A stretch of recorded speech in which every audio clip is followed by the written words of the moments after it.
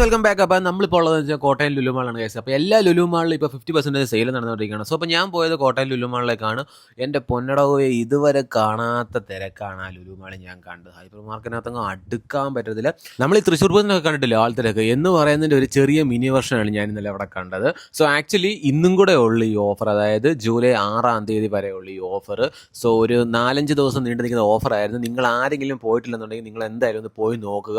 കാരണം എല്ലാത്തിനും ഓഫർ ഉണ്ടോ ഇല്ലയോ എന്നുള്ളത് അത് വേറൊരു ചോദ്യമാണ്. ബട്ട് ഓഫറുള്ള ഐറ്റംസ് നിങ്ങൾ നോക്കിയെടുക്കാന്നുണ്ടെങ്കിൽ നല്ല കിഡിലോസ്കി വർത്താണ്. ഹോം അപ്ലയൻസും കാര്യങ്ങളൊക്കെ നോക്കിയപ്പോൾ അത് നമ്മൾ ഓൺലൈൻ പ്രൈസിനെ വെച്ച് നോക്കുമ്പോൾ ചിലതിനൊക്കെ നല്ലതായിട്ട് ഡിസ്കൗണ്ടും കാര്യങ്ങളൊക്കെ ഉണ്ട്. ഇതിൻ്റെ ഓഫറും കാര്യങ്ങളൊക്കെ നോക്കി ജസ്റ്റ് അപ്ഡേറ്റ് ചെയ്തൊന്നും മാത്രമേ ഉള്ളൂ. നമ്മുടെ ലക്ഷ്യം മൊത്തം ഫുഡ് ഐറ്റംസിലായിരുന്നു. അല്ലെങ്കിൽ കിഡിലോസ്കി ആയിട്ടുള്ള ഡയറ്ററി പരമായിട്ടുള്ള കുറേ ഫുഡും കാര്യങ്ങളൊക്കെ നമ്മൾ എടുത്തിട്ടുണ്ടായിരുന്നു.